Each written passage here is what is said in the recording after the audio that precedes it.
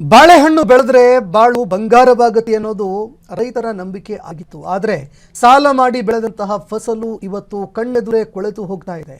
ಎಲ್ಲೋ ಒಂದು ಕಡೆ ನಡೀತಾ ಇರೋ ಗಲ್ಫ್ ರಾಷ್ಟ್ರಗಳ ಯುದ್ಧ ಇಲ್ಲಿನ ರೈತರ ಕಣ್ಣಲ್ಲಿ ನೀರು ತರಿಸ್ತಾ ಇದೆ. ರಫ್ತು ಸ್ಥಗಿತವಾಗಿರುವ ಪರಿಣಾಮಕ್ಕೆ ಕಲಬುರಗಿಯ ರೈತರು ಇದೀಗ ಕಣ್ಣೀರಿಡುವಂತಹ ಪರಿಸ್ಥಿತಿಗೆ ಬಂದಿದ್ದಾರೆ. ಈ ಕುರಿತು ಒಂದು ವರದಿ ಇದೆ ನೋಡಿ.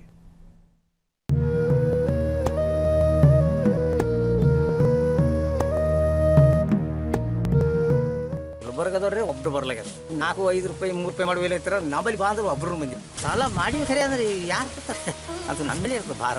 ಇದು ಕಲಬುರಗಿ ತಾಲೂಕಿನ ನಂದೂರ ಗ್ರಾಮದ ರೈತ ಶಿವಯೋಗಪ್ಪ ಮತ್ತು ಚಂದ್ರಶೇಖರ್ ಪಾಟೀಲ್ ಎಂಬವರು ತಮ್ಮ 5 ಎಕರೆ ಜಮೀನಿನಲ್ಲಿ ಭರ್ಜರಿ ಬೆಳೆ ಬೆಳೆದಿದ್ರು. ಆದ್ರೆ ಇಂದು ಆ ಫಸಲು ಕಟಾವಿಗೂ ಬರದೆ ಮಾರಾಟ ಮಾಡೋದಕ್ಕೂ ಯೋಗ್ಯವಿಲ್ಲದೆ ನೆಲ ಕುರುಳಿದಂತಿದೆ. ಇದು ಈ ರೈತರ ಬಾಳನ್ನ ಕತ್ತಲೆಯಾಗಿಸಿದೆ. ಅವರ ಬಾಳನ್ನ ಬೆಳಗಬೇಕಾಗಿದ್ದ ಈ ಬಾಳೆ ತೋಟ ಇಂದು ಸ್ಮಶಾನದಂತಾಗಿದೆ. ಇದಕ್ಕೆ ಕಾರಣ ಏನಂದ್ರೆ ಗಲ್ಫ್ ರಾಷ್ಟ್ರಗಳಲ್ಲಿ ನಡೀತಿರುವ ಯುದ್ಧ.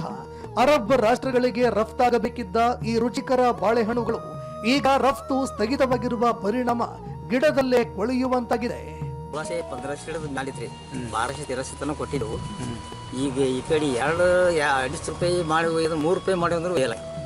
ಲೇಬರ್ ಕೂಡಿ ನೀವೇ ಹೋಗಿದ್ರೆ ಒಯ್ಯಲಾಗ್ಯಾರ. ಈಗ ಇದ್ರ ಖರ್ಚು ಅಂದ್ರೆ 3 ಲಕ್ಷ ಮ್ಯಾಲಾಗ್ಯದ. 4,000 ಬಡ್ಡಿ ಅವ್ರಿ. 4,000 ಬಡ್ಡಿ ದುನಿಯಾ ಗೊಬ್ಬರ ಖರೀದ್ರಿ. ಒಂದೊಂದು 4,000 5,000 ಚಿಲ್ಲರ್ ನೋಡ್ರಿ ಗೊಬ್ಬರ ಚೀಲ. ಮನ ಖರ್ಚು ಮಾಡಿ ಈಗೇನಿಲ್ಲ, ಬರೀ ಈಗ ಅವ್ರಿಗೆ ಫೋನ್ ಮಾಡಿದ್ರೆ ಬರ್ತೀನಿ ಅಂತಾರೆ ಬರಲ್ಲ. ಇವು ಬಾಳಿಕೆ ಒಯ್ಲಿಕ್ಕೆ ಏನು ಸುದ್ದಿ ಏನು ಹೇಳೋದು? ನಮ್ಮ ಮಾಲ್ ಹಚ್ಚದ ಮನ ಎಲ್ಲಿ ಬಟ್ಟೆಗೆ ಬಾಳೆ ಮಾರಲಾಗ್ಯದ ಅಂತ ಗುಲ್ಬರ್ಗದವ್ರೆ ಒಬ್ರು ಬರ್ಲಾಗ್ಯಾರ. ಆ ಸುಂಚೋರಿ ಬಂದು ಹ್ಯಾಂಗೆ ಬಂತ ಹಂಗೆ ಒಯ್ದರು. ಇಲ್ಲಿ ಒಂದು 1000-1200 ಮಾಡಿ ಒಯ್ದ್ರು.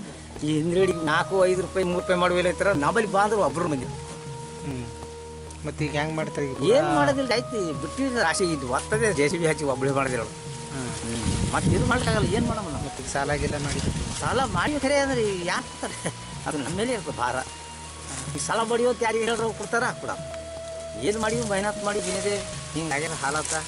ಏನು ಮಾಡಕ್ಕೆ ಏನು ನೋಡಿ 2 ದಿವಸ ಇದ್ದಾಗ JCB ಹಚ್ಚಿ ಒಬ್ಬಳೆ ಮಾಡ್ತೀವಿ. ಒಂದೆಡೆ ಯುದ್ಧದ ಎಫೆಕ್ಟ್ ಆದ್ರೆ ಇನ್ನೊಂದು ಕಡೆ ದಲ್ಲಾಳಿಗಳ ದರ್ಬಾರ್ ನಡೀತಾ ಇದೆ.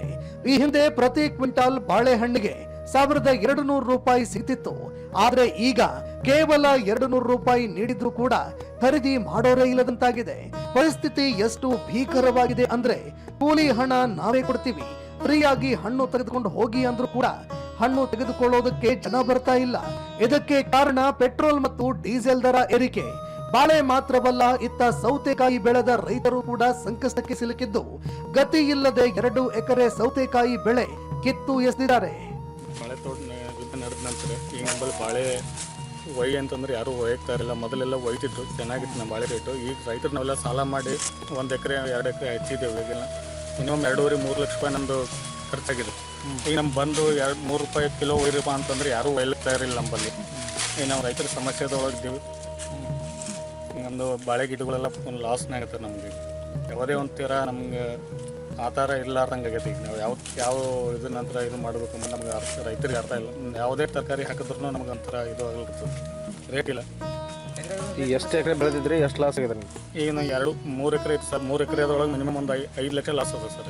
ಬಾಳೆ ಹೆಚ್ಚಿದ್ದು ಅಗಿಗಳು ಹಿಡ್ಕೊಂಡು ನಾವೆಲ್ಲ ಬೆಂಗಳೂರಿಂದ ತರಿಸ್ತೀವಿ. ಬೆಂಗಳೂರಿನ ಗೊಬ್ಬರ ಈಗ 2,000 ರೂಪಾಯಿ DAP ಆಗೈತೆ ನಮಗೆ. DAP ಹಾಕ್ತಿದ್ವಿ, DAP MP ಎಲ್ಲ ಹಾಕ್ತೀವಿ ಸರ್. ನಮ್ಮ ವಿದ್ಯುನ್ ಕಡೆಯಿಂದ ವಿದ್ಯುತ್ ಆಗ್ಲಿಕ್ಕೆ ಅದ್ರ ಸಲುವಾಗಿ ನಮಗೆ ಇದು ಆಗಿರುತ್ತೆ, ರೇಟ್ ಸಿಗ್ತಾ ಇಲ್ಲ. ಹೊರಗೆ ದೇಶಕ್ಕೆ ಸಪ್ಲೈ ಆಗ್ತಿತ್ತು, ಮೊದಲೆಲ್ಲ ಎಕ್ಸ್ಪೋರ್ಟ್ ಆಗ್ತಿತ್ತು. ಎಕ್ಸ್ಪೋರ್ಟ್ ಇಲ್ಲಿಂದ ನಮ್ಮ ಬಾಂಬೆ ಕಳಿಸ್ತಿದ್ರು, ಬಾಂಬೆಯಿಂದ ಎಕ್ಸ್ಪೋರ್ಟ್ ಆಗ್ತಿತ್ತು. ಬಂದಾಗಿದೆ. ಅದಕ್ಕೋಸ್ಕರ ನಮ್ಗೆ ರೇಟ್ ಭಾಳ ಡೌನ್ ಆಗಿದೆ.